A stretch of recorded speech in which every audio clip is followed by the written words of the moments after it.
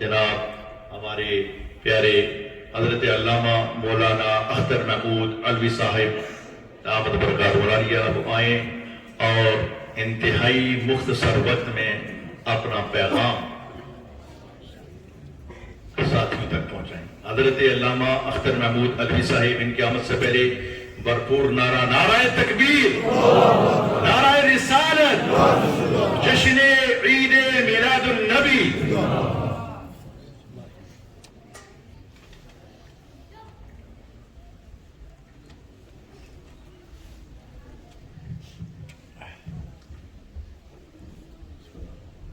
نحمده ونصلي ونسلم على سيدنا محمد رسوله النبي الكريم أما بعد أعوذ بالله من الشيطان الرجيم بسم الله الرحمن الرحيم إن الله وملائكته يصلون على النبي يا أيها الذين آمنوا صلوا عليه وسلموا تسليما اللهم صل على سيدنا ومولانا محمد وعلى الجود والكرم وآله وبارك وسلم صلاة وسلام عليك يا سيدي يا رسول الله۔ معزز واجب الاحترام علماء کرام، شیخ اعظام، صلاح اعظام اور معزز حاضرین، اللہ رب العزت کا شکر اور اس کا فضل و احسان ہے کہ آج ہم 12 ربیع الاول شریف کو اللہ کے گھر میں اس بابرکت محفل میں حاضر ہیں۔ نثار تیری چہل پہل پر ہزاروں عیدیں ربیع الاول، سوائے ابلیس کے جہاں میں سبھی تو خوشیاں منا رہے ہیں۔ مختصر وقت میں حاضری پیش کرنی ہے، بلا تمہید میں بات یہاں سے شروع کرتا ہوں کہ اللہ رب العزت نے سب سے پہلے حضور علیہ السلام کا میلاد منایا۔ سبحان اللہ۔ اگر آپ سے پوچھے نا کہ سب سے پہلے حضور علیہ السلام کا میلاد کس نے بنایا، اس کا جواب یہ کہ اللہ رب العزت نے حضور علیہ السلام کا میلاد منایا۔ حضرت عثمان بن عاص کی والدہ ام عثمان فاطمہ بنت عبداللہ فرماتی ہیں کہ اس شب کو میں بھی حضرت آمنہ رضی اللہ تعالیٰ عنہ کے پاس موجود تھی۔ میں کسی کام سے باہر نکلی، میں نے دیکھا فجعلت انظر الى النجوم فتجلى، میں نے دیکھا کہ آسمان کے جتنے ستارے ہیں وہ اتنے قریب آ گئے کہ ہمیں اندیشہ ہو گیا کہ ہمارے اوپر گر پڑے گی۔ تو اللہ نے ستاروں کے قمقمے بنائے اور قمقمے لڑیاں بنا کر حضور کا میلاد کیا۔ حالانکہ جو ستارے ہیں نا، ایک ستارہ اتنا بڑا ہے کہ اگر ایک ستارہ زمین پر اتر جائے تو ایک ستارہ ہی پوری زمین کو ڈھانپ لے، لیکن وہ سارے ستارے کیسے آ گئے؟ اللہ رب العزت نے فرمایا کہ ستاروں اپنے مقام پہ رہو تو بڑے رہو، جب میرے محبوب کی چوکھٹ پہ آؤ تو چھوٹے ہو کر آؤ۔ جس طرح جبریل امین ہے نا، ان کی جو اصل شکل ہے نا 600 پر ہیں، صرف 2 پر کھول دیں تو پوری کائنات کو ڈھانپ لیتے ہیں، شک سے برق تک پوری زمین کو، پوری اس کائنات کو ڈھانپ لیں، پوری زمین کو۔ لیکن جب حضور کی بارگاہ میں آتے تو دہیا قلبی کی شکل میں اکثر آتے تھے، ایک غلام کی طرح دوزانو ہو کر حضور کے سامنے بیٹھ جاتے۔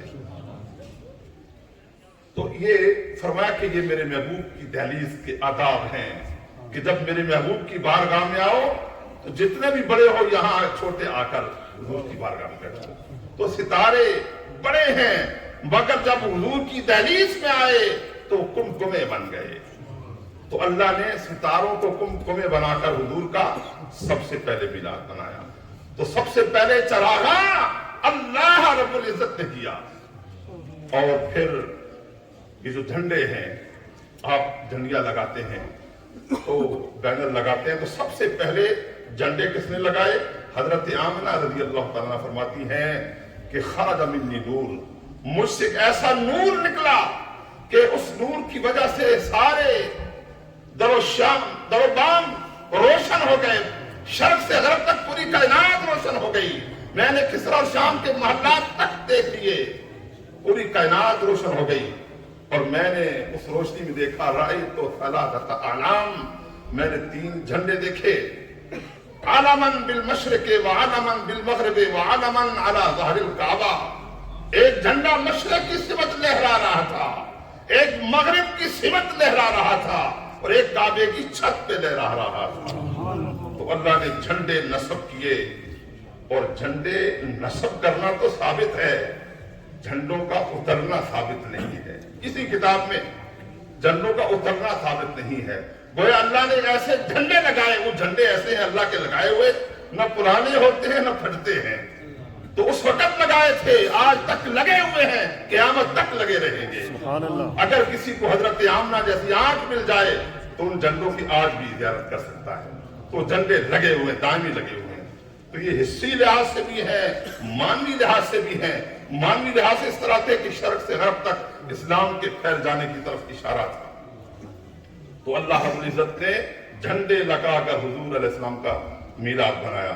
پھر آپ جلوس نکالتے ہیں نا، تو سب سے پہلا جلوس بھی اللہ رب العزت نے نکلوایا. حضرت آمنہ فرماتی ہے رأیت الملائکۃ افواجا، میں نے فرشتوں کو دیکھا کہ وہ فوج در فوج آ رہے تھے. ایک فوج، مثلا پاکستان کی ایک فوج 6 لاکھ سے زیادہ ہے. تو اس طرح افواج ہے، وہ کتنی فوجیں تھی اللہ اس کا رسول بہتر جانتا ہے. فوجیں آئیں، اور فوج جب آتی ہے تو بڑے نظم و ضبط کے ساتھ آتی ہے. جب کسی کو سلامی دی جاتی ہے تو دیکھتے ہیں کیسے وہ پریڈ کرتے ہیں، ایک قدم 1 انچ آگے پیچھے نہیں ہوتا. اس طرح نظم و ضبط کے ساتھ وہ فوجی پریڈ کرتے ہیں.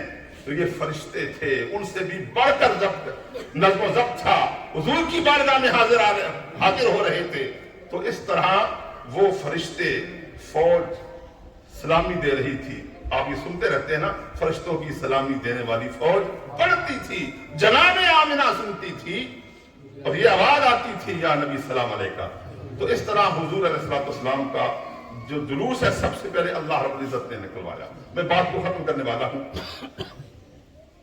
حضرت آمنہ رضی اللہ تعالیٰ عنہ فرماتی ہیں کہ میری نظر کبھی ان ستاروں پر تھی، کبھی ہر چیز کی تبانی اور درخشانیوں پر تھی، کبھی ہر شے کے معطر اور خوشبودار ہونے پر تھی، کہ اچانک تاجدار کائنات، نور کے پیکر، نور مجسم حضرت محمد مصطفیٰ صلی اللہ تعالیٰ علیہ وسلم دنیا میں تشریف لے آئے. اور آتے ہی انہوں نے شہادت کی انگلی بلند کر کے اللہ کی وحدانیت کی شہادت دی اور سجدے میں گر گئے. آپ کہتے ہیں ہم نے کان لگا کر سنا حضور کیا کہہ رہے ہیں. تو حضور اپنے امت کی بخشش کی دعا کر رہے تھے. حضرت آمنہ فرماتی ہیں کہ میں نے حضور علیہ السلام کی آنکھوں کو دیکھا، قدرتی سرمگی تھی، سرمے لگے ہوئے تھے. میں نے حضور کی ناف کو دیکھا، ناف کٹی ہوئی تھی. میں نے حضور کے سر کو دیکھا تو سر پہ تیل لگا ہوا تھا. میں نے حضور کے جسم پہ ادھر کو دیکھا، خوشبوئیں ملی ہوئی تھی، عطر لگے ہوئے تھے. اور میں نے حضور کی پیشانی کو دیکھا جو سجدے بھی تھی، اور ہاتھوں کو دیکھا تو ساجدن للہ رافعا یدیہ الی السماء، حضور کا سر سجدے میں تھا. اور پھر اللہ کے حضور ہاتھ بلند کر کے دعا مانگ رہے تھے، امت کی بخشش کی دعا مانگ رہے تھے. تو وہ رسول، جس قوم کو ایسا رسول ملے جو پیدائش کے وقت بھی اپنی امت کو نہ بھولے، تو کیا ہم ان کی ولادت پر تھوڑی ڈال کے بیٹھ جائیں، منہ بسور لیں اور گھر نہ سجائیں؟ اگر تاجدار کائنات صلی اللہ علیہ وسلم کی آمد پر خوشی نہیں منائے تو پھر بتاؤ اور کون سی ایسی خوشی ہے جو منانے کے قابل ہے؟ اس لیے حضور علیہ السلام کی ولادت کی خوشی اتنی بڑھ چڑھ کر مناؤ کہ دنیا کی ساری خوشیاں نیچے رہ جائیں. حضور کی آمد کی خوشی سب سے بلند و بالا ہو.